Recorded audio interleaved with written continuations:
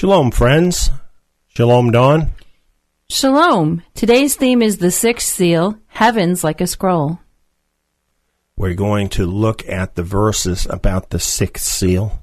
We're going to go through them and talk about them. We're going to see what they're actually telling us will happen when the sixth seal is opened. This is in Revelation chapter 6, verse 12 through 17. And when he had opened the sixth seal, I looked, and behold, there was a great earthquake. And the sun became black like sackcloth of hair, and the moon became like blood. And the stars of heaven fell to the earth, even as a fig tree casts her untimely figs when she is shaken by a mighty wind. And the heaven departed like a scroll when it is rolled together. And every mountain and island were moved out of their places. And the kings of the earth, and the great men, and the rich, and the chief captains, and the mighty men, and every bondman, and every free man, hid themselves in the dens and in the rocks of the mountains. And they said to the mountains and rocks, Fall on us, and hide us from the face of him sitting on the throne, and from the wrath of the Lamb. For the great day of his wrath has come, and who will be able to stand? Well, these are amazing verses, don't you think? Mm-hmm. Incredibly dramatic verses. One thing that we notice right away when we read these verses is what's presented here is something of cosmic importance that no one can miss.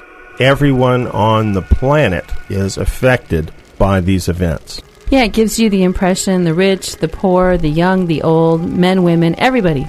Is this literal, or is this just pretty language to make us think about something really big happening? This sounds so catastrophic that it seems like human beings could not survive what it's talking about. So most Bible commentators have taken this as being symbolic. At times they go to tremendous lengths. When you read some of these commentaries, they equate the moon to certain things symbolically and the stars to certain personages and so on. And it gets really quite elaborate, but it doesn't tie in with the verses at all. If we really want to understand these verses, what we need to do is go back into the scriptures that talk about the signs in the heavens and see what they say, and then relate these verses to what is already in the scriptures about this.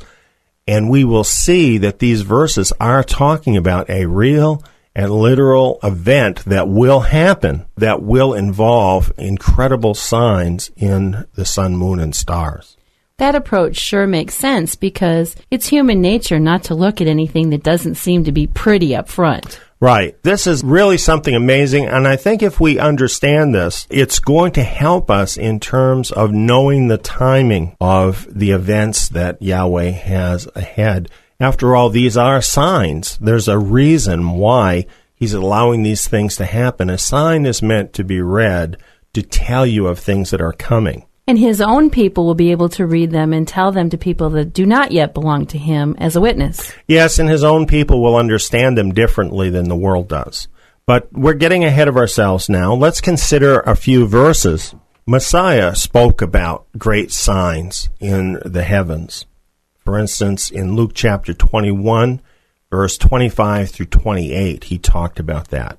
There will be signs in the sun, moon, and stars, and on the earth anxiety of nations, in perplexity for the roaring of the sea and the waves, men fainting for fear and for expectation of the things which are coming on the world, for the powers of the heavens will be shaken.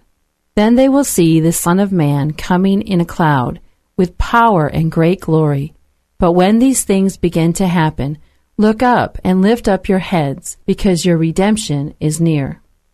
Now here in Luke chapter 21, this is just shortly before Messiah's death. In Luke chapter 21, he's talking about the signs of his return. And the verses that are before these verses we've just read are all very literal verses. He talks about wars, earthquakes, persecution, and other things that are all literal. So when we get to these particular verses, there's absolutely no reason for us to think that now all of a sudden he's talking about symbolic things. Mm-hmm. Because this is in a context of all literal things. Mm-hmm. We can take these verses to mean that there truly will be signs in the sun, moon, and stars as a sign of his coming. And then he mentions other things, and that is the anxiety on the earth over these things that happen, and perplexity over the roaring of the sea and the waves. So apparently the signs in the sun, moon, and stars will actually have an effect on the earth and on the sea, causing great fear. So much so that it says that men will faint for fear out of the expectations of what they see coming on the world. And he even says that the powers of the heavens will be shaken. So the very cosmos that we live in is going to be affected in a way that will be terrifying to people. That's what Messiah is saying here. And there's no reason for us to believe that this is anything but literal. He says, when we see this, when these things begin to happen, look up and lift up your heads because your redemption is near. These signs in the sun, moon, and stars that he's talking about that are going to cause men to faint for fear are meant for believers to encourage them that their redemption is near.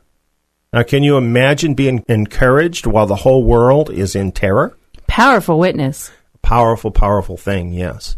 And certainly we want to know, we want to understand what these signs are so that when we do see them, we can be among the people that are encouraged. That lift up our heads instead of pouting in fear. Right, and running and hiding even. These are encouraging words. Well, what are these words based on? Did Messiah just think this up in that moment? Or do you think that he really was talking out of his vast knowledge of Scripture? Yeah, I think he's considering the bigger picture. Certainly, Messiah put this forward in a way that's very real and helps to make it more concise for us because of his perfect understanding of the Scriptures. But when we look into the Tanakh, sometimes called the Old Testament, we find that these signs in the sun, moon, and stars have been foretold from ancient times, and that they have great meaning for us. And if we want to truly understand the verses in Revelation that we started with, just exactly what is going to happen at the sixth seal, then we need to go back to those earlier prophecies to understand what is going to happen. We're going to go now to the book of Joel. We would encourage a reading of the book of Joel. We can't read it all today. It's really quite detailed. We're going to read the part that is related to the signs in the sky. And to give us some context now, we've got a lot of verses in Joel chapter 2. We're going to read just Joel chapter 2, verse 1. This will give you the context of the rest of the chapter. Blow the shofar in Tsiyon and sound an alarm in my holy mountain. Let all the inhabitants of the land tremble, for the day of the Lord comes, for it is close at hand. Okay, so if all you had was this one verse, which sets the scene for the rest of the chapter, what would you say this verse is about?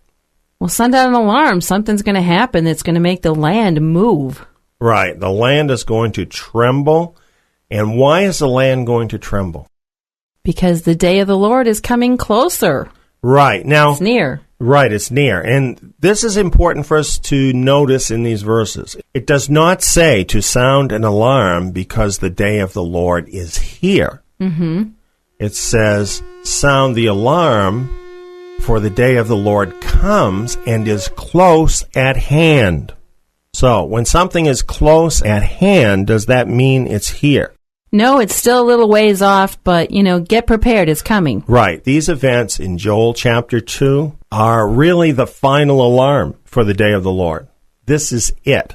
When this shofar is sounded, when this alarm is sounded, this is the final alarm before the day of the Lord comes. It's not the day of the Lord, but it's very close to the day of the Lord. There's not much time at this point for people to respond. Now, let's go on in Joel chapter 2. We're going to move ahead now. Let's just read verse 27. You will know that I am in the midst of Israel, and that I am the Lord your God, and there is no one else, and my people will never again be disappointed. Well, I think this verse is very significant because, as you'll see as we go on, it ties in this fact that Yahweh is in the midst of Israel, is Israel's God with the signs in the sun, moon, and stars. It also mentions here that at this point in time, his people will never again be disappointed. This is an indication for us, along with other verses that we'll get into in other programs, that at the time that these signs occur, the remnant of Israel is actually already in their land. When it talks here, I am in the midst of Israel, and I am their God, and they will never again be disappointed. They will never again be disappointed because they are in their land now. Yahweh is going to protect them there. Then it tells us what will happen after that, after they are in their land, and Yahweh then demonstrates that he is in their midst. We'll read now verse 28 through 32. It will happen afterward that I will pour out my Spirit on all flesh, and your sons and your daughters will prophesy. Your old men will dream dreams. Your young men will see visions. And also on the servants and on the handmaids in those days I will pour out my Spirit. I will show wonders in the heavens and in the earth, blood, fire, and pillars of smoke. The sun will be turned into darkness, and the moon into blood, before the great and terrible day of the Lord comes. It will happen that whoever will call on the name of the Lord shall be saved. For in Mount Sion and in Jerusalem there will be those who escape, as the Lord has said, and among the remnant, those whom the Lord calls. What it's talking about here is after the remnant is in their land, and the Lord shows himself as being in their midst, that he then is going to pour out his Spirit on all sorts of flesh. Now, this is speaking about the remnant, because we see the remnant mentioned in several places, and even in verse 32, it calls them the remnant. So this is talking about Yahweh pouring out his Spirit on the remnant. And it says there, your sons and your daughters will prophesy, your old men will dream dreams, your young men will see visions, and also in the servants and the handmaids in those days, I will pour out my Spirit. He's saying, I am going to pour out my Spirit on all of the remnant, the small and the great. After this sign that we'll be talking about occurs, there will be this great outpouring of the Holy Spirit on the remnant in the land. That's what this is really talking about. So this timing is very important to us who are of the remnant. This outpouring is going to happen upon us as Yahweh's nation, immediately following upon these signs in the sun, moon, and stars. And just to be clear here, when you say the remnant, you mean the physical descendants of Jacob, Israel, in the scriptures, who believe and follow Messiah and do the will of their Father in heaven? Yes. Yes, that's who the remnant are. They are followers of Messiah, who are the physical descendants of the 12 tribes of Israel. And these really are the ones whom Yahweh will use to do a great work of salvation of all people in these final days after these signs. Now, it mentions what some of these signs are here in verse 30. He says, I will show wonders in the heavens and in the earth, blood, fire, and pillars of smoke. So that will be the effect of the signs from the heavens and the earth, blood, fire, and pillars of smoke. These signs are not going to be something that we're just going to be seeing off in the distant stars. They're going to be very powerful events that will cause blood or death in the earth and fire in the earth, along with pillars of smoke. This will be very significant and very real. And it tells us here the sun will be turned into darkness and the moon into blood these two things together. It says that this will happen when? Before the great and terrible day of the Lord comes. Right. Now you notice this is not the terrible day of the Lord. No. You think it will seem like the terrible day of the Lord? Of course it will. It will seem, believe me, friends, when this day comes, it will seem like the day of the Lord is here. But actually, these events occur before the great and terrible day of the Lord. I don't understand that yet, but it seems like that's really important to know as a believer. It's very important to know that there's still some time that passes after these particular signs. The reason to know that is verse 32. In verse 32, it is following up these signs, okay? It's just told us the sun's going to be turned into darkness, the moon into blood before the terrible day of the Lord.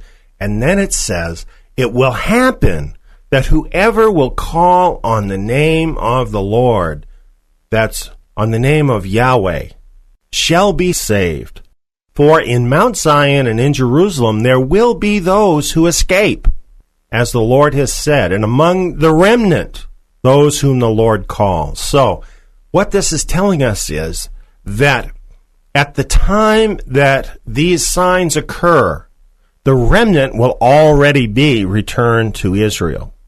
And the purpose of these signs is so that whoever will call on the name of Yahweh will be saved. This is their last opportunity. This is the final call. So just like we found in the very first verse of Joel 2, it's saying, sound the alarm, the day of the Lord is near. Well, Yahweh's own way of sounding the alarm is these exact signs that it's talking about here. The darkened sun and the moon being turned into blood.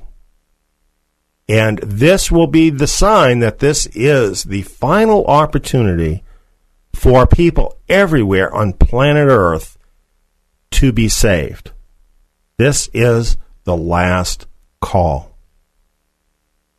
Now the remnant, they're saved already. They already know who they are. They have returned to Israel. They are representing Messiah in the earth. They will at this time have the outpouring of the Holy Spirit upon them, and they will be doing a mighty work in the earth. As a matter of fact, when this occurs, this is the sign, actually, that it is finally time to fulfill Matthew 24:14, where it says, this good news of the kingdom will be preached in all the earth, then the end will come. How likely do you think it will be that after events such as this that we're talking about, people will have an ear to hear the remnant? Yeah, they're going to be more open to hear if something really scary is going on. Right, exactly. And, I don't care who you are. Most everyone has heard about this prophecy.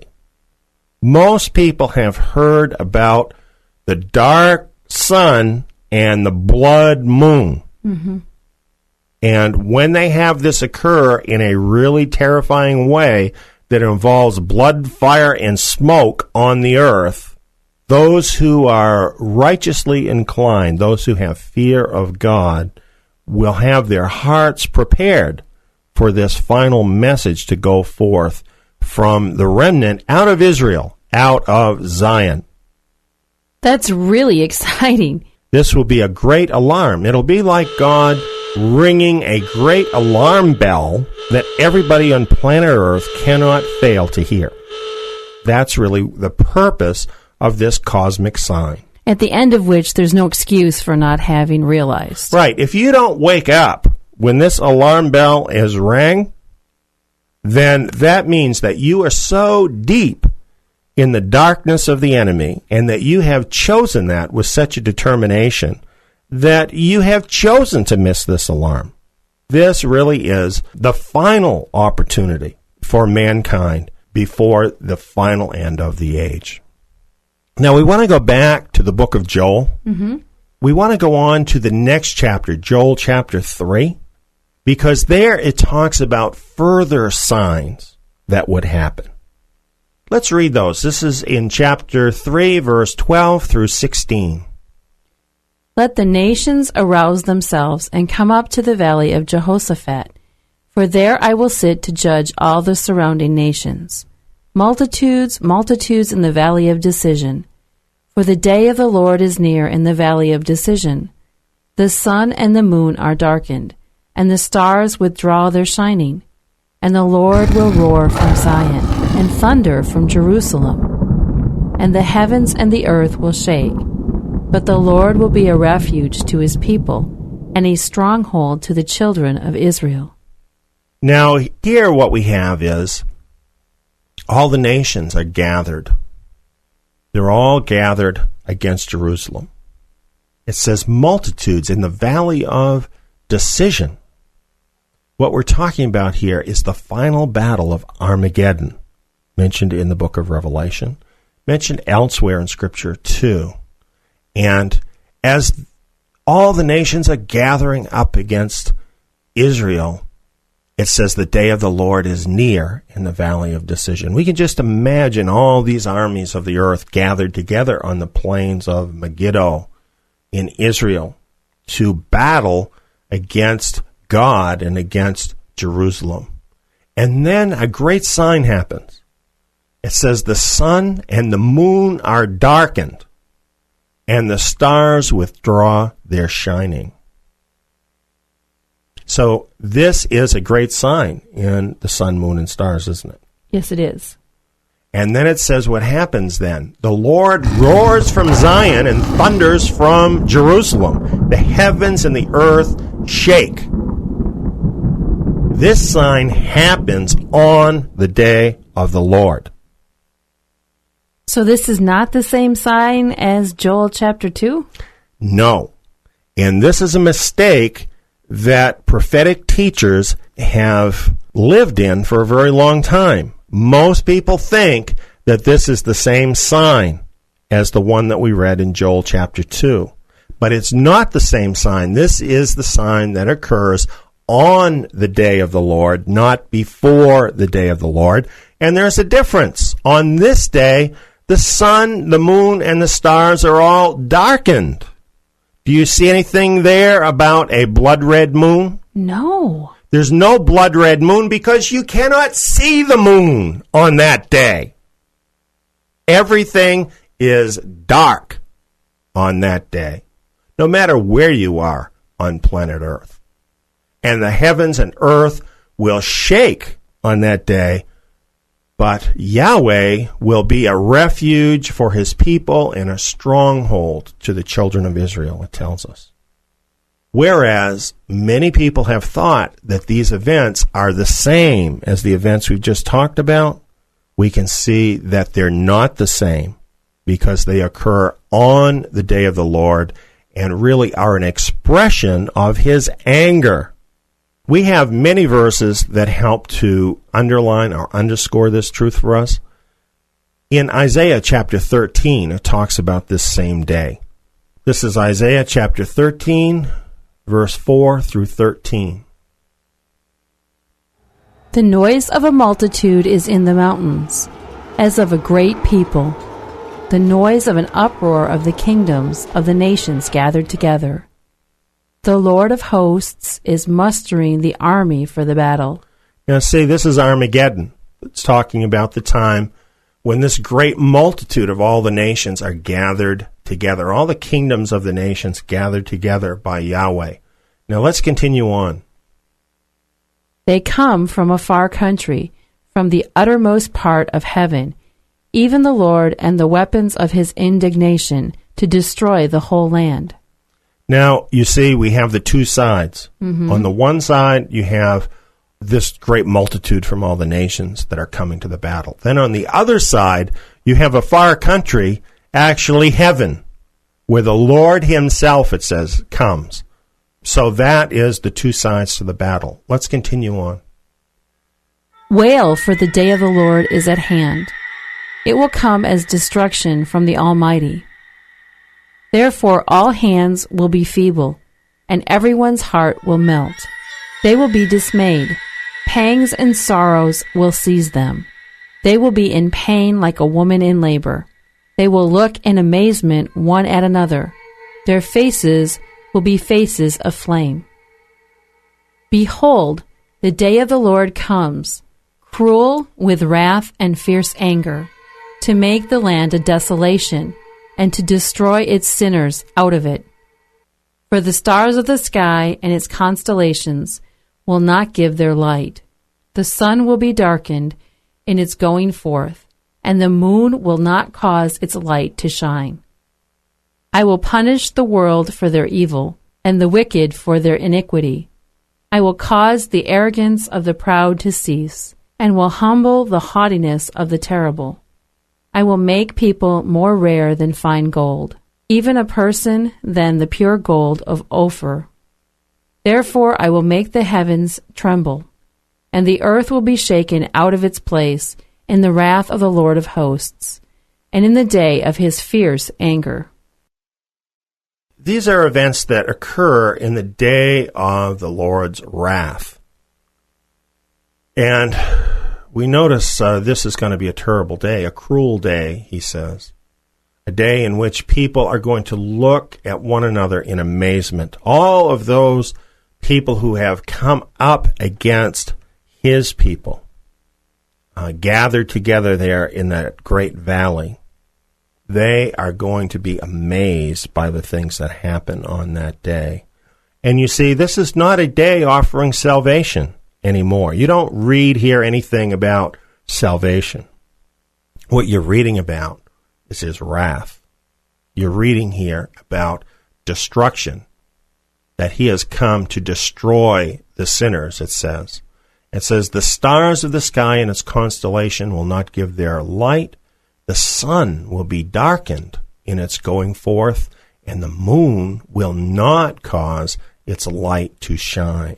Well, that's clearly not the blood-red moon of Joel chapter 2. Right, because if you have the blood-red moon, you have light shining from the moon, don't you? Mm-hmm. You couldn't see it as red or any color if there was no light coming from the moon. So it's clearly a separate incident, even though people have often thought this is the same incident. But it's not the same incident at all. It is a separate incident that occurs on the day of the Lord, on the day of his fierce anger. And on that day, many people are going to die. It tells us here, he is going to humble the evil and the wicked. He is going to punish them. He says, I will punish the world for their evil. That's what these signs are about on this particular day. The punishment of God comes with these signs. He says, I will make the heavens tremble and the earth will be shaken out of its place in the wrath of Yahweh. That's just really something to think about, something to read about. So here you have these two signs that in some ways are very similar, aren't they? Yes, they are. Right. The first time it happens is really a warning. A final wake-up call. Yeah, this is a shot across the bow of the earth, you see, saying, stop here, pay attention, turn back from your wickedness, your evil way. Then the second time that we have these signs, we don't have the blood-red moon anymore. Everything is just dark, and there's no more time for salvation. This is the time for punishment. This is the time for destruction. Very sober. You know, God is good, and he is so filled with love, but we have to understand a day is going to come when he is going to say, enough, this is the day. That's what we're reading about here. Listen, please receive this message and understand that the age that we are now in is going to close with these events. We need to change our hearts. We need to focus our attention and our lives on him. We need to call on the name of Yahweh. to be saved. Let's not wait till we see signs in the sky to change our ways. Let's live for him today. In Mark chapter 13, verse 24 through 27, our Messiah told us what will happen that day. Let's read that. But in those days, after that tribulation, the sun shall be darkened, and the moon shall not give her light, and the stars of heaven shall fall, and the powers in the heavens shall be shaken.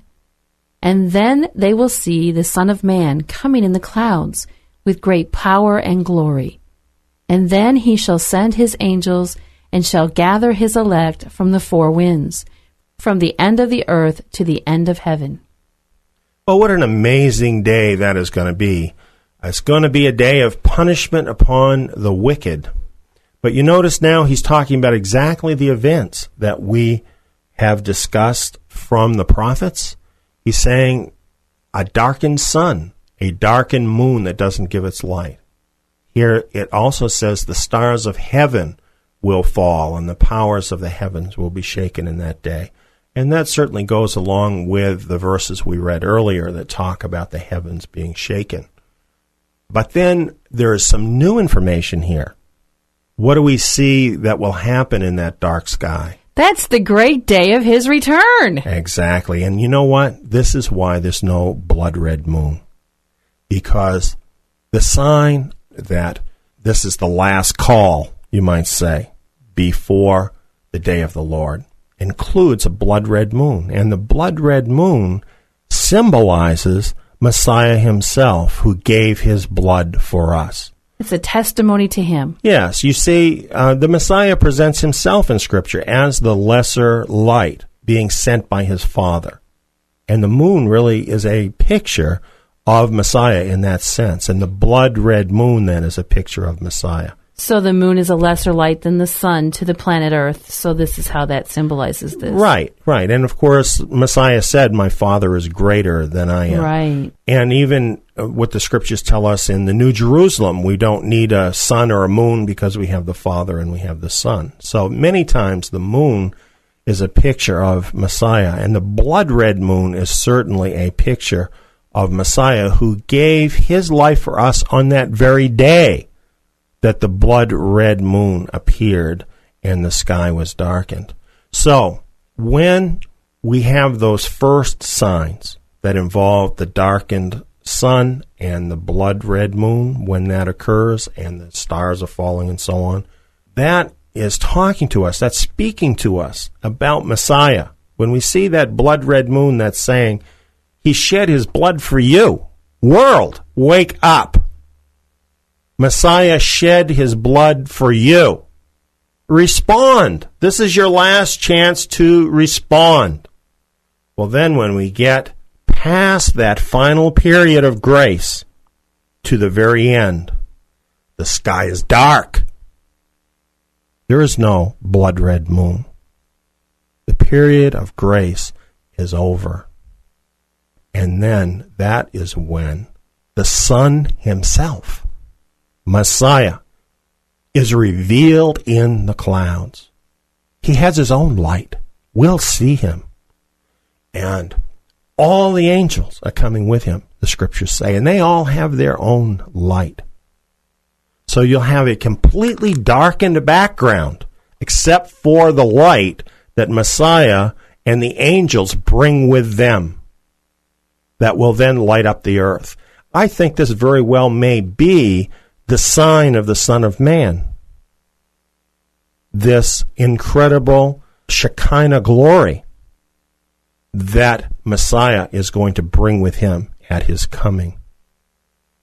And we notice what happens on that day. We've already read about the wicked being punished. But on that day, he sends out all of his angels to gather his elect from the four winds. Elsewhere in Scripture, it talks about both the living and the dead being changed to be like him and ascending up into the sky to join him in the air. The righteous have nothing to fear from these signs. But to the wicked, these are signs of doom. Really an amazing thing to think about. It is. The book of Matthew is another witness of these words of Yeshua, and we don't want to miss what he has to say there. This is in Matthew 24, verse 29 through 31. And immediately after the tribulation of those days, the sun shall be darkened, and the moon shall not give her light, and the stars shall fall from the heaven, and the powers of the heaven shall be shaken. And then the sign of the Son of Man shall appear in the heavens. And then all the tribes of the earth shall mourn, and they shall see the Son of Man coming in the clouds of the heaven, with power and great glory. And he shall send his angels with a great sound of a trumpet, and they shall gather his elect from the four winds, and from one end of the heavens to the other. Well, here it's really the same story that we just read. It's the same words, but I think it clarifies a few things. It mentions, as it did in Mark, that this occurs immediately after the tribulation. Right. Again, pointing out those two different heavenly events. Exactly. Right. This is occurring at the end of that period. And again, we see the sun is darkened and the moon doesn't give its light. So this is not a blood moon. This is a dark moon. It talks again about stars falling from heaven. We're going to talk about that more when we move forward into Revelation. We'll explain these events much more clearly at that time. But just now we want to see that this is part of the story, stars falling from the heaven and the powers of the heavens being shaken. And once again, it's talking about the natural heavens here, and it carries forward what we found in the Old Testament, the Tanakh, right? Mm-hmm. And then it talks about the sign of the Son of Man shall appear in the heavens. I think here you can see why I would say this, because it starts off talking about a complete blackness. Now, if you block out all the stars, you block out the sun, and you block out the moon. Right. How dark is that? It's total darkness. Your eye is scanning, looking for light, and can't find it. Right. And let me tell you something. You will not be able to turn on an electric light when this happens. The powers of the heavens will be shaken, okay? All that stuff isn't going to work. It's going to be completely dark, and people are going to be wondering what is happening. Then a light is going to break forth of a type and quality that people have never seen before. This is the sign of the Son of Man in heaven. And after this light breaks forth, people will be able to actually look into the sky through the benefit of this light, and they will see the Son of Man and all of his angels in the sky. And they will see, as they continue to watch, the angels gathering together, all of the believers who are rising up into the air. Wow. They'll be able to watch this happen as the angels then lead all of these believers together to meet with the Lord in the sky. It says here, when the people see the sign of the Son of Man in the heavens, all the tribes of the earth will mourn. Can you imagine? They will know their doom is upon them when they see this happen. But for the righteous, this will be the day that righteous men and women have looked forward to throughout all the ages. This will be the day of their vindication.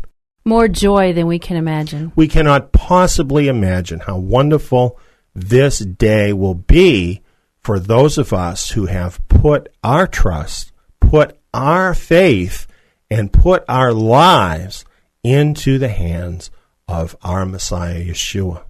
We will be with him that day. We will go to be with him that day forever from that day on.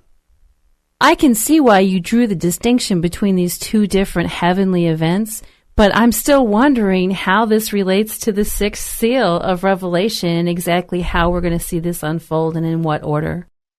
Let's once again read the verses about what happens when the sixth seal has been opened.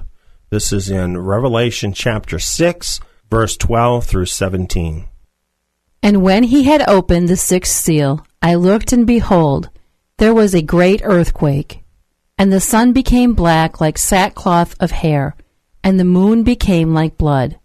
And the stars of heaven fell to the earth, even as a fig tree casts her untimely figs when she is shaken by a mighty wind. And the heaven departed like a scroll when it is rolled together, and every mountain and island were moved out of their places. And the kings of the earth, and the great men, and the rich, and the chief captains, and the mighty men, and every bondman, and every free man, hid themselves in the dens and in the rocks of the mountains. And they said to the mountains and rocks, Fall on us, and hide us from the face of him sitting on the throne, and from the wrath of the Lamb. For the great day of his wrath has come, and who will be able to stand? Well, truly, these are amazing verses, and an incredible climax, I think, to this Revelation chapter 6, where we have been going through these seals, and it seems like each one has been more dramatic than the seal before. But now we get to this, and we have things of cosmic proportions happening here that seem to dwarf all the other seals. These events are so much greater than everything else that has happened here.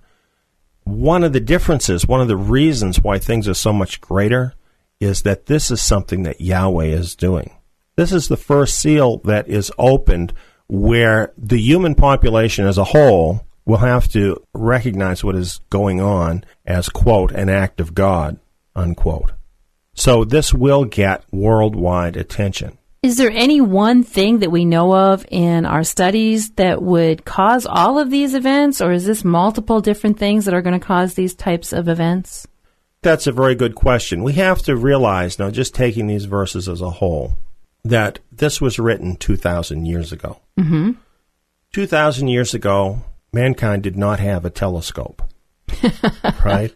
We didn't have the scientific understanding of the world that we have been able to glean even in just these recent years. Or supercomputers to process the information and experiments quicker. Right. And actually, that is so amazing because in so many places in the scriptures, it tells us things you can only know if you do have a scientific knowledge of the cosmos. These events here are descriptions of something real that can really happen. I find this quite amazing as I have studied this, seeing what Yahweh has really said to me about it. Yeah, this can happen. Now, the first thing that I want to tell you is that the universe is so much different than how we always thought it was. Really? Yeah, this is what scientists are finding out today. In my research for these verses, and I've been researching this for months now, I've been really quite astounded. You know, when I was a kid in school, a first grader knew what a planet was. Right. Do you know what a planet is? I think I do. It's like Venus, Earth, Mars. No, you don't know what a planet is. Really? Nobody knows what a planet is anymore. Huh. Because here's the deal. Scientists have discovered that the universe is so varied and has so many more different things in it than what we ever imagined that even what a planet is now a source of argument. They can't agree? No, in fact, just in August of 2008, there was a big convention among scientists, astronomers. The whole reason for the meeting was to debate what is a planet. So these are the times we live in. The discoveries that have been going on astronomically are amazing. Scientists have been literally set on their ear by the things that they have seen in the universe. This has come about because of the Hubble telescope in space and other electronic means and technological means that we didn't have in the past to look deeply into space, so that science is discovering things that nobody ever thought of, is finding really that the universe is very, very different than what all of us imagined when we were in school. Basically, what they're finding is it's incredibly more complex. This figures into these verses. This fact that I'm talking about right now figures into these verses, and I'll explain what I've seen about this as I have looked into this. Now, I am a teacher of the Scriptures. I'm anointed for that by the Holy Spirit. I'm not a scientist. I'm not an astronomer. But I can tell you from my research how what I have seen in the scientific world in researching astronomy, how that bears on these verses. So that's what I'm going to share with you today. And I think you'll find this very interesting as we get into it. Let's get to the specific verses. We are going to take these now one at a time. And let's again read verse 12, and we'll pick out some of the main points there. I saw when he opened the sixth seal, and there was a great earthquake. The sun became black as sackcloth made of hair, and the whole moon became as blood. It's talking about opening the sixth seal, and that won't mean anything to you unless you have read about the seals. So we want to connect this back up now with the rest of this narration that has been coming forward with us, and that is the Lamb, Messiah in heaven, took the scroll from the hand of his Father, and that scroll has Yahweh's plan that is going to bring in the end of the age, settle up all the issues, judge all the issues that are left, and bring in the end of the age. And it's up to the Lamb. He's the only one that could open the scroll and release all of this. He alone is worthy. He alone is worthy. We don't want to lose sight of that, even though now we're at the sixth seal, so we could forget all the rest of that. No, we can't forget it, because it's all happening, friends, because this was planned in heaven before the foundation of the world. Don't forget that. As we read these things that will be happening, these signs, realize that this was put into place before the foundation of the world, and it's all written in this scroll. So when the sixth seal is opened, this is Messiah himself opening this sixth seal. And the first thing it mentions is the great event that will happen on the earth as a result of this, and that is the great earthquake. We will see in the following verses that this earthquake is going to be so dramatic that everything on the planet will shake. It's going to be a global earthquake. It mentions here about the sun. It says, the sun became black as sackcloth made of hair, and the whole moon became as blood. This reminds us of all of the verses we looked at last week about this, doesn't it? Right, in Joel and other verses. Right. This is a sign that we're coming on that last period when people can be saved. The dark sun and the blood moon together are a sign that this is the last opportunity of grace or salvation before the end comes. What detail are we given here about the sun? Well, there's this strange phrase here that says it becomes like sackcloth made out of hair. Right. The other verses don't say that. They just tell us that the sun becomes black. But they don't give us this detail about the sun becoming black like sackcloth made of hair. This is a lot like an experiment that I did as a kid, and I think a lot of us did, when we had a solar eclipse. You ever make one of those little things with a little pinpoint? Yeah. When there's a solar eclipse, you hold it up, and what do you see? The shadow of what's going on the ground. Yeah. Basically what you have is dark in the middle, where the sun is covered, but it's not as dark as the sky. It's dark, but it's not completely dark. Then around that, you have, I think, what they call the corona, which actually looks like little hairs sticking up out of the sun. Yeah, that's right. It's kind of fuzzy. Yeah, that's what it's like. Well, that is actually what this is describing. It can't really be anything else but that. It's describing a solar eclipse, a very special solar eclipse. At the same time that we have this solar eclipse with the little hairs sticking up, we have the whole moon becomes as blood. Now, the whole moon means the full moon. Oh, This is a blood moon We talked about this last week. This occurred before on the day that Yeshua was put to death. Right. It is a sign of grace, but it is also a sign of impending doom. So it has those two aspects to it. In other words, respond to the grace now, because impending doom is coming. And this, too, is a result of what? This blood moon. Well, that would no doubt be from an eclipse. Right. You have a solar eclipse and you have a lunar eclipse.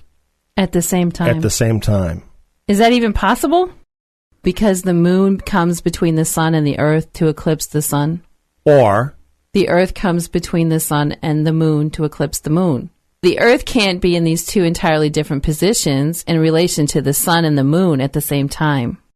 Of course, that's why it's a sign. That's what it is describing here with the sun as sackcloth made of hair. It's describing what happens with a solar eclipse. And then the blood moon is describing the same kind of moon that happened on the day of Yeshua's death, and that only happens when there's an eclipse of the moon. So this isn't literal, this is just pictorial? No, it's not pictorial. Really? Yeah. Here's an impossible thing, okay? Something that we think of as impossible. A lunar eclipse and a solar eclipse at the same time. How can we explain that? There is an explanation, and the explanation is in the verses as we move along. Really? Yes. Let's move ahead and gather a little more information, and then we'll come back to this idea when we have a little bit more to work with. At this point, let's go on to Revelation chapter 6, verse 13. The stars of the sky fell to the earth, like a fig tree dropping its unripe figs when it is shaken by a great wind. What's a star? Well, it's something out there reflecting light back here that we can see. Okay, I think that's a good common explanation. As I say, we don't even know what a planet is anymore, so we don't really even know what a star is anymore. In biblical times, these words were used very loosely in the common sense, like you were just using, not in a fixed scientific sense. In the time that this was written, there were 7 known planets. Really? Yes. And they included the sun and the moon as planets. Everything else in the sky that was not considered one of those 7 planets was considered a star. So in our scientific language today, we have a specific scientific definition of a star, but that doesn't fit in this verse. What this is talking about is things in the sky that are not the 7 planets. Under that definition, would meteorites falling to the earth be stars? Oh, sure. And if they didn't have that word, what else are they going to use to describe it? Right. They didn't have the word meteorite. That's a modern word. We use the word asteroid. They didn't have that word. Or, satellites. Yeah. Any of those other words, they didn't have those words. You basically had planets and stars. The sun and moon were usually designated by their names. When it's talking about stars falling to the earth, it's talking about stuff from the sky falling on the earth. Look at how much is going to be falling. It says, like a fig tree dropping its unripe figs when it is shaken by a great wind. This would mean something to a first century audience when this was written. Right, I've never seen a fig tree in my life, but I've seen a tree after a great windstorm where it's got even living branches on the ground. Right. We could kind of imagine that. But let's try and get into this representation so we can understand this even more. Barnes' commentary explains what this means. Can we read that? This word properly denotes winter figs, or such as grow under the leaves and do not ripen at the proper season, but hang upon the trees during the winter. This fruit seldom matures and easily falls off in the spring of the year. A violent wind shaking a plantation of fig trees would of course cast many such figs to the ground. Has this term, unripe figs. Some versions say untimely figs. They should have matured and they should have been harvested. Producing good fruit that's good for eating. Right.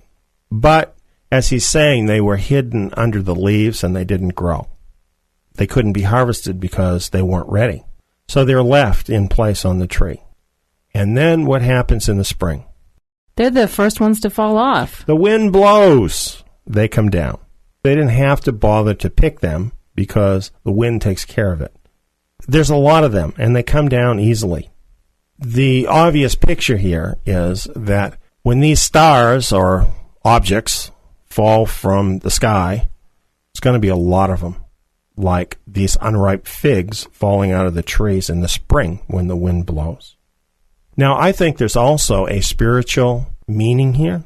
So there's going to be literal comets, meteorites, something coming to Earth, but then there's also a spiritual picture. Right. There's going to be really like a rainstorm, like what we would think of as a rainstorm, only it's not going to be water. There's going to be actual, we'll call it debris, coming down from the sky, pelting the Earth. And there's going to be a lot of it. Again, what could explain that? Well, we'll get to that in a minute. But I think there's also a spiritual meaning here that we don't want to miss, a parallel meaning, if you will. And that is that in the Scriptures, the fig tree pictures Israel. Right. Unripe figs that are still on the tree are figs that were not ready. So when the remnant of Israel was ripe, when they were ready, and Yahweh then harvested them and brought them back to their land, these are people who are Israelites, scattered Israelites, who were not ready and remained unripe. They did not go, along with the remnant of Israel, back home. For that reason, they're still there when this sign takes place. This is kind of a pictorial warning, if you will, for those of us who are of the remnant of Israel, that if we are not ripe by the time that this happens, we're going to miss things. We're going to not be where we need to be. As we learn about these events that are happening, not being where you need to be can be fatal. Well, now we want to get to a very interesting verse. This is verse 14. This is going to help to explain a lot for us. Let's read now from the modern King James Version. And the heaven departed like a scroll when it is rolled together, and every mountain and island were moved out of their places. What do they mean about a scroll being rolled up? This is a very, very important verse. If we really come to understand this verse, this is the key to understanding all of these events. What is the picture that this verse gives you? Well, it doesn't make sense because we have a 3D world being rolled up flat like a scroll. The heavens are not two-dimensional, flat, right? They're all around us. You're right. That doesn't really make too much sense. We'll come back to that now in a second, but just to take in the rest of the verse here too, it says at this time every mountain and island were moved out of their places. It's connecting the heavens being rolled up like a scroll to this great earthquake that it started with. Do you notice that? Right. Whatever this is, that's the heavens being rolled up like a scroll, is the cause of the great earthquake and all the events after that. Let's read this verse in another translation. Now, the translation we just read is pretty much the common translation of the verse in most Bibles. The translation we're going to read now is more uncommon. This is from the New American Standard Version. The sky was split apart like a scroll when it is rolled up, and every mountain and island were moved out of their places. What are the differences that you notice between these two verses? Well, in this translation, it says sky as opposed to heaven, and the other one says something about departed, and this translation says split apart. Okay, now departed and split apart is really quite different, isn't it? Yeah, departed means you pick your stuff up and you leave. You go somewhere else. Right, right. Whereas split apart, there's a separating there going on. So let's take a look now and see if there's a reason why this verse would be translated so differently here in the New American Standard Bible. This word that in one case is translated as departed, and in this other case is translated as split apart, actually comes from a Greek word that means to separate or to part. Barnes quotes, "The heaven was parted." Now that's very different from saying the heaven departed. The heaven was parted, separated. For further confirmation of this meaning, we could look at Strong's dictionary, and for this word, it gives us a definition: to rend apart, to separate. The literal meaning of the word actually is a parting or a separating, not a departing. Two very different things. And the problem here comes from the fact that we use books today instead of scrolls. Sure, it's almost hard to imagine in your mind what a scroll really looks like and what they mean by this. Yeah, people don't really use this. And you know, I'll tell you the truth. For years, this particular verse stumped me. Actually, there's nobody that I know on the planet Earth that understands this verse. I looked everywhere, I can tell you that. And then recently, the Lord actually showed me the meaning of this verse. Then that is how I came to study it and see the word as I've just explained it to you. I didn't find this in the scriptures. I found this through what the Lord showed me. And then when I went to confirm it in the scriptures, I found that the word actually says to separate or to part. This is what I saw. I saw a large planet-shaped object, a large round object that was blocking the sun. Like a solar eclipse. And then that object kept coming towards the Earth. You mean getting closer? Yes, it kept getting closer and closer. And as it got closer, what do you think happened to the heavens around it? Well, the first thing I can think of is everything's going to go dark, but it's going to warp everything in its path, isn't it? Yeah, and it doesn't go dark. Because what happens is the light basically bends around the object. So the heavens are still lit. It's darker, but it's not completely dark. What happens is that this object, as it comes closer and closer, keeps pushing back the edges, if you will, of the heavens. Oh, you mean what we can see? Yeah, from the standpoint of looking at this from the Earth, as this large object keeps getting closer, keeps pushing out the edges of the heavens and keeps filling in more of the inner space. And what it's talking about here, about the heavens being parted like a scroll, is what you actually do when you read a scroll. In ancient times, the way a scroll worked is it wasn't actually a single thing. It was two things. It was two spools. There was part of the scroll that was around one spool, and then the other end of the scroll was around the other spool. And then the whole thing is rolled up so you can't see what's in between. When you want to read the scroll, what you do is you part the scroll. And what that means is you simply unroll it. Moving some to the left and some to the right. Right. And as you do that, the middle part gets larger so that you can read what is on the scroll. That is the description that is being used of what will happen to the heavens. And the thing that will make that happen is a large planet-like object coming closer to the Earth. This is the explanation, too, for why you can have a solar eclipse and a lunar eclipse at the same time. Oh, okay. Because what this means is that there is some large object, and we are talking very large to actually have this effect with the heavens, that is going to come from an arc behind the sun.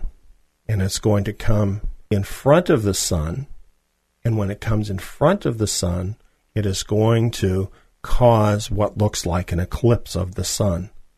It itself, this object, will eclipse the sun. And this then will cause that effect, that hair-like effect with the corona of the sun around this object. At the same time, there will be the eclipse of the moon, with the moon looking like blood, that blood-red color. Now, what happens then? Well, this object continues closer to the Earth. It is a huge, massive object. It will have an effect on the mantle of the Earth similar to the kind of effect the moon has on the water of the Earth. So it's going to cause a big upheaval of the actual Earth crust? That's right. There will be a shifting of the actual crust of the Earth due to the gravitational pull of this gigantic object. Perhaps even in a wave? Without a doubt, there will be a wave that will go through the entire mantle of the Earth and displace it from its place, just like it talks about here. Every mountain and island were moved out of their places. Wow. So this is a worldwide earthquake. So there will be this worldwide earthquake that's caused by this object. Well, this object, being a huge object, will have attracted a great deal of debris around it. It will have a debris field. Now, I think a lot of us have seen pictures of planets, for example, that have debris that is rotating around the planet. Right. Well, as this object gets closer to the Earth, what's going to happen to that debris? Well, I guess that's our stars falling to the Earth, right? Yeah, like figs? Like figs, yeah. Then we're going to get pelted. It's no wonder men are in the caves hiding. Exactly. This is actually describing, then, an actual event that really can happen. And it's describing it in the way in which it likely would happen. Now, if this object continued on and actually collided with the Earth, then that would be the end of mankind. Mm-hmm. It would totally obliterate our planet. Something that large couldn't impact us. Yeah, in fact, just getting within millions of miles of us, a few millions of miles of us, in which case it would be so huge, it would have pushed back the edges of the heavens, if you will. It will have this tremendously dramatic effect on the Earth, causing this earthquake, causing this debris to fall upon the Earth. Probably climate changes. Climate changes, tremendous wind, and we probably couldn't even know all of the things that will happen as a result of this. Tsunamis throughout the Earth. If you live around the ocean, you probably would do well to move inland, because this sort of an event will cause tsunamis that they'll dwarf anything that we've had happen in recent history, and they'll come far inland. Literally, when this earthquake happens, no person would be able to stay on their feet, because you'll actually have a ripple that will spread through the Earth's mantle, through the entire mantle of the Earth. Nobody could possibly stand on their feet through that. Perhaps many buildings and bridges and structures that are man-made falling down, collapsing. Absolutely, yeah, that will happen. As this thing comes closer and is exerting its force on the Earth will literally shudder. It'll be like a shudder, a shaking, as the scriptures have prophesied will happen. The effect, of course, is this worldwide earthquake.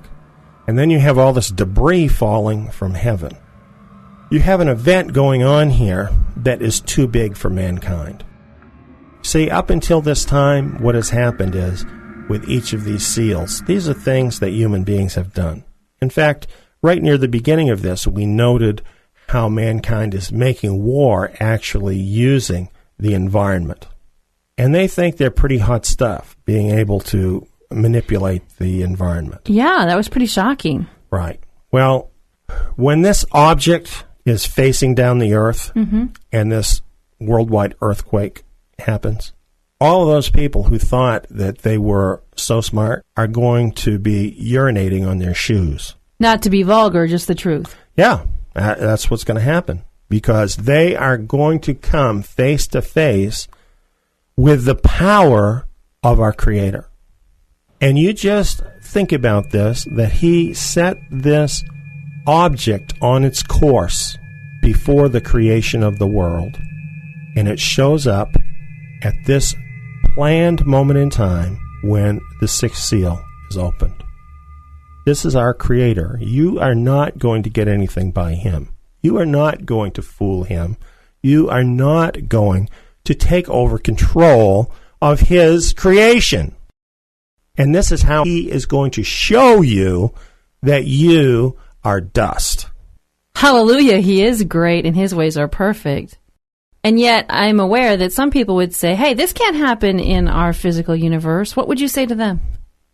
Well, I can understand why people would feel that way, because I think for a long time, many people felt about the universe that everything was revolving around a star or revolving within a galaxy. So therefore, you're not going to have some unknown object that's just coming through, like what we're talking about here. Well, actually, what we have learned in recent times is that the universe works very differently than what we always thought. First of all, we have comets. They are on a very large orbit. Some of them have an orbit of thousands of years. So we don't even know that they're out there.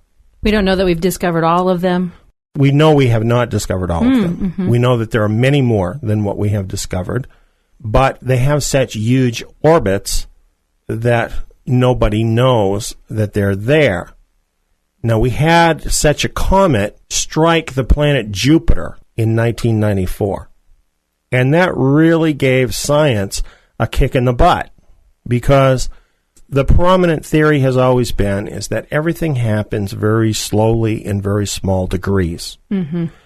Science did not want to believe in catastrophe and hasn't believed in catastrophe. Then we saw this huge comet in 1994 come and hit the planet Jupiter, and it left a point of impact on the planet as large as the planet Earth. If that particular comet had hit the Earth instead of hitting Jupiter, there'd be no more Earth. Would be dust. So we have the evidence that has happened right in our own solar system that what we're talking about certainly can happen. Do we want more proof? Well, we certainly have that. Do you know some of the recent discoveries that have happened in just this decade using the Hubble telescope and other high-tech means?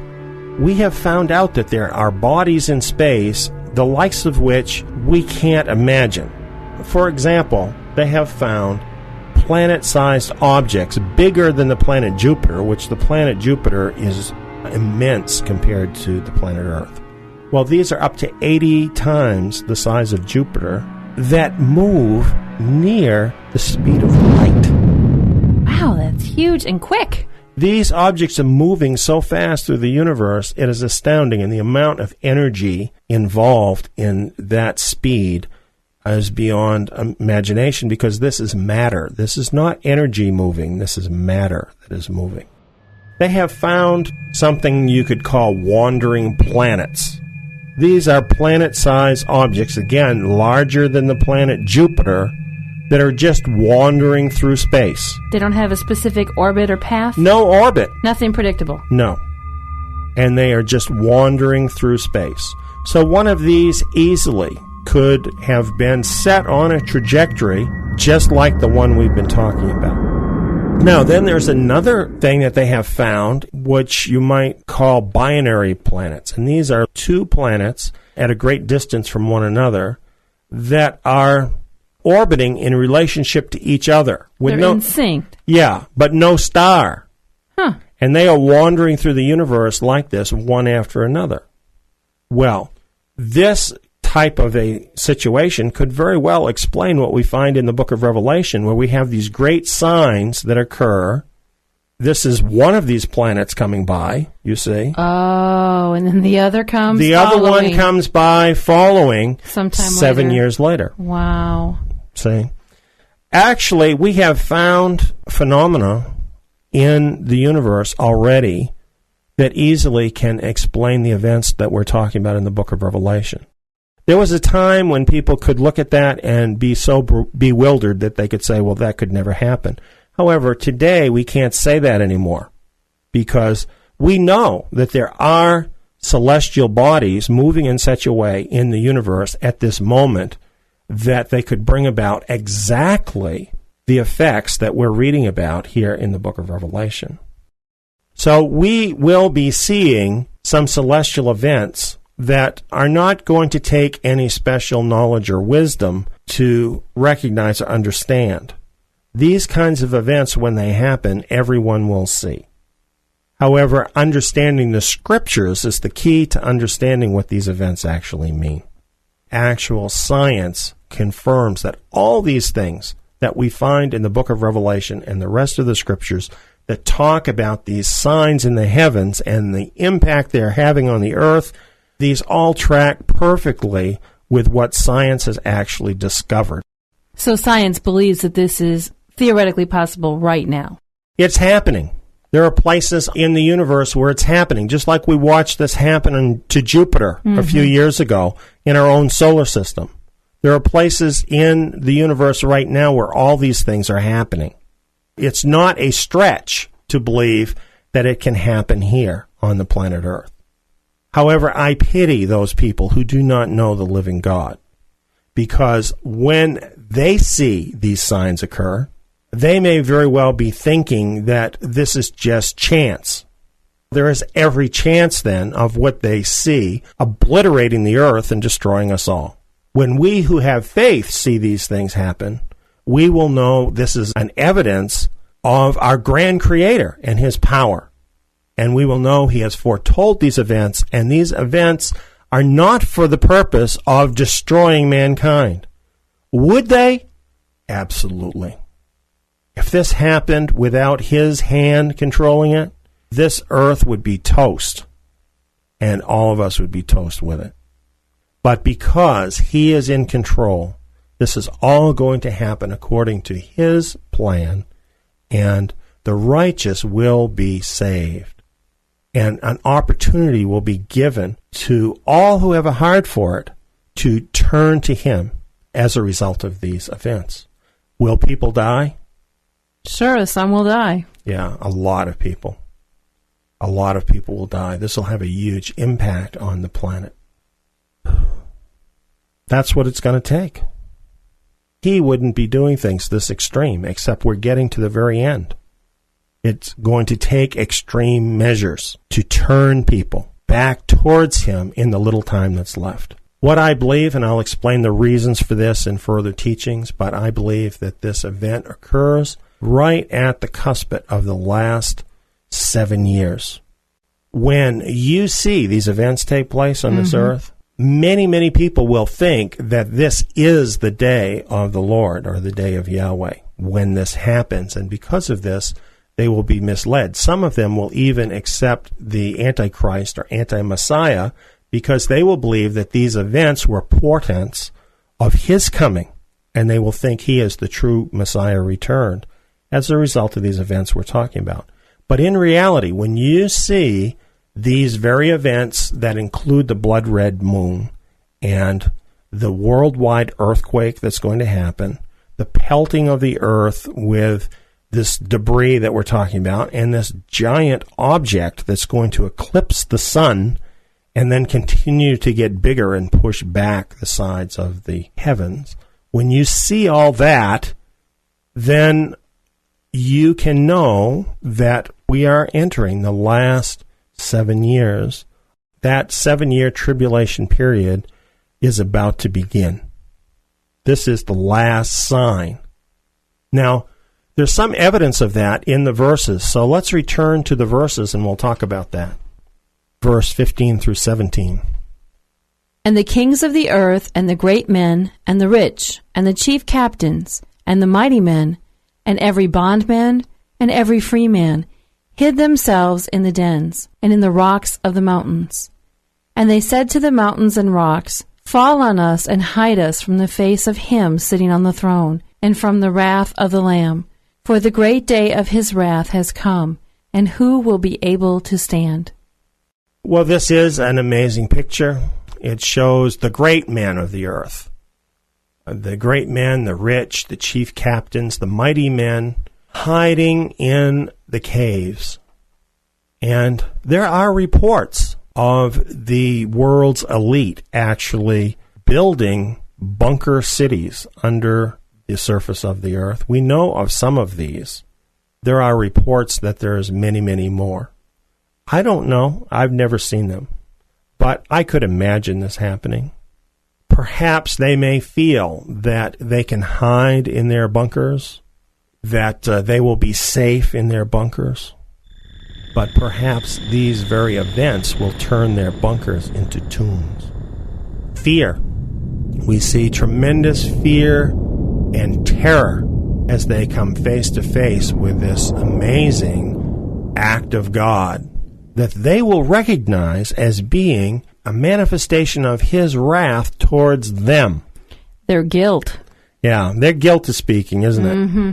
They know the things they've been doing. They know all the dirty tricks that they have been pulling through the second, third, and fourth horsemen, right? Through the fifth seal when they have been persecuting the saints. They know they've been doing all of that stuff, and then they see this happen. Yeah, they're going to know. They're going to feel the wrath of the Lamb, and they're going to be hiding. It will be a sign to them of His wrath. And this question, who will be able to stand? Well, the answer is nobody. When this worldwide earthquake happens, none of us will literally be able to stand up on our feet. But it's talking about more than that for sure. It means who can stand before the wrath of the Lamb. What is the answer to that question? Only the Lamb is worthy. Yes, indeed, the Lamb is worthy. He gave His blood for us. Mm-hmm. On that day, that blood-red moon will be bearing witness to that fact, that He gave His blood for us, and it will be a last cry to mankind to enter in and to accept the salvation that can only come through that blood. Because of that blood, there will be some who can stand before the Son of Man on that day and not be wiped away by these events, not be destroyed. Luke 21:34 through 36 addresses this, where Messiah Himself tells us about this. So be careful, or your hearts will be loaded down with carousing, drunkenness, and the cares of this life, and that day will come upon you suddenly. For it will come like a snare on all those who dwell on the surface of all the earth. Therefore be watchful all the time, praying that you may be counted worthy to escape all these things that will happen, and to stand before the Son of Man. Well, one of the things it mentions here is that there is a way of escape. And for the remnant of Israel, that way of escape is actually to be regathered to their land. This is how they will escape many of the very harmful effects that are going to occur, because Yahweh is going to keep them there. But you notice what He says about the present moment. He says, be careful. Don't let your hearts be loaded down with drunkenness and carousing and cares, anxieties of this life. Don't be like the world, because that day is coming. And it's going to come suddenly. It's going to come, friends, without warning.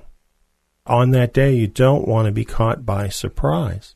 You want to be ready for that day. It's going to come like a snare on all those who dwell on the surface of the earth. Is there anybody that is going to escape these things happening? No, we all live on the surface of the earth. Right. The only difference is, for some of us, these things are a cause for joy, because it means that soon after this, we're going home.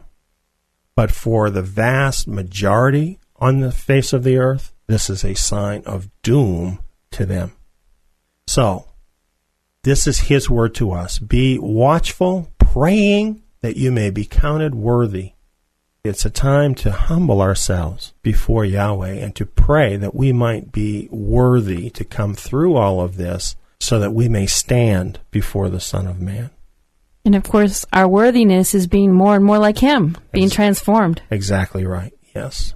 This is the wisdom that we have from Him about being prepared for these signs from heaven. I think this is a good word, don't you? Yes. This is the thing that we need to be doing. You know, the whole world around us, they just keep running after the same old stuff.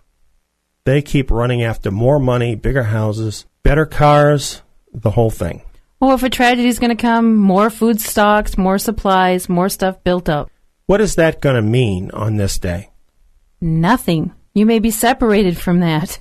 Exactly. Listen, the day the lights go out, all of your electronic stuff isn't going to work anymore. Don't make that your life. What is money going to be worth when the whole world is shaking underneath your feet? Or what you did for a few years to keep your house when everyone else lost theirs and you eventually lose yours too. Right.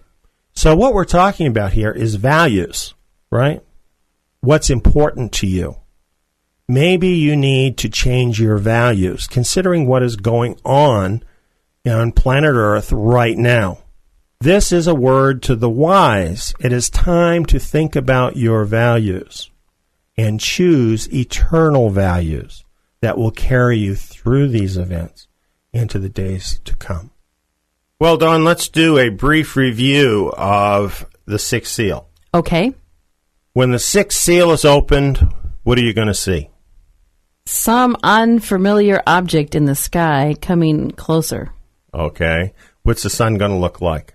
Looking like you're looking through that hairy sackcloth. Okay, so you're going to see the corona of the sun. Mm-hmm. What else will you see? A blood-red moon, both together.